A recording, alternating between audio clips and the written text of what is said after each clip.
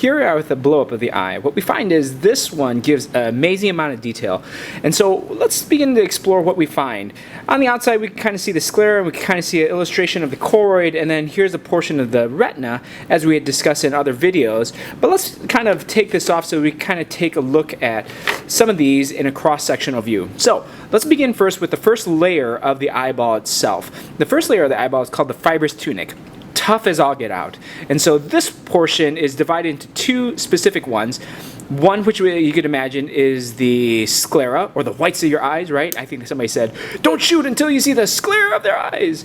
Bad joke, sorry. But it all of a sudden turns a little bit clear, as you kind of see here.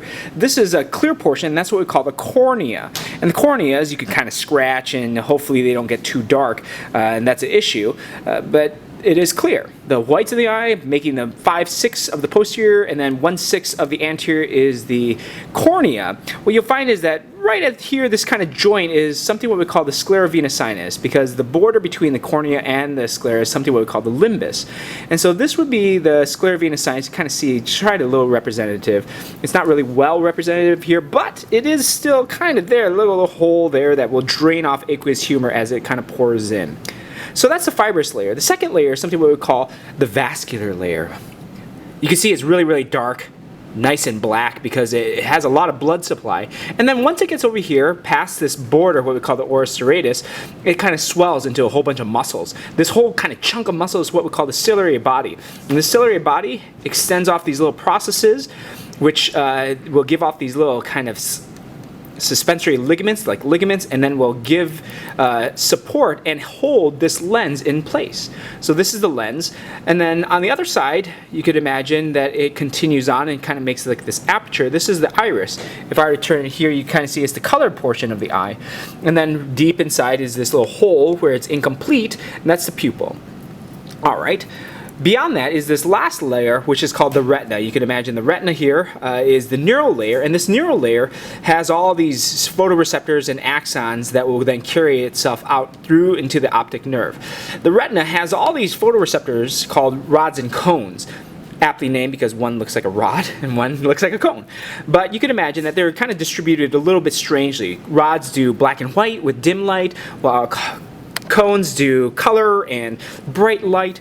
And we mainly look at things as they pass directly into our line of sight, into this little area where there's pretty much all cones, because cones have pretty much the highest resolution that we have. And this is an area what we call the macula lutea. If you see this kind of yellowish kind of disc, that's the macula lutea with this little indent. And this indent is like the highest concentration of cones we have, helping us to have the area of visual acuity, meaning the sharpest resolution that we have. This is what we call the fovea centralis. And then all these axons will then leave out through this little area, what we call the optic disc. Terrible misnomer, because you can't see anything out of the optic disc. Blood vessel goes out through there. I mean, can you really see through your blood vessels? Well, if you are, you might want to turn yourself in. But that's not there, right? So this is a place where it's called the blind spot. Not called the blind spot, just nicknamed the blind spot, but it's called the optic disc. And then, of course, you got the optic nerve here. In addition to that, we have all these spaces that we have on this diagram.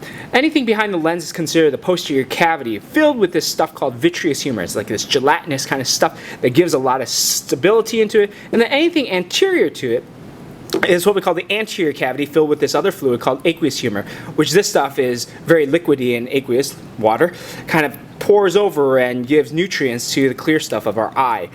The anterior cavity is actually divided into two chambers, where you can see in front of the lens to the iris, this is what we call the posterior chamber, and then anything anterior to the iris and the cornea, this is what we call the anterior chamber. So posterior cavity, anterior cavity to subdivide into the posterior chamber, anterior chamber, filled with aqueous humor.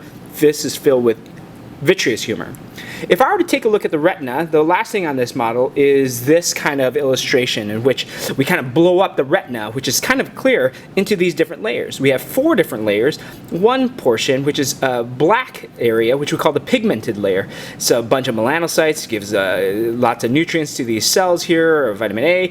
It prevents backscattering of light, so you don't see shimmering, meaning like you don't see the light twice, where it like bounces and then like registers and then you register it again. That's not good. You can't see very well with that.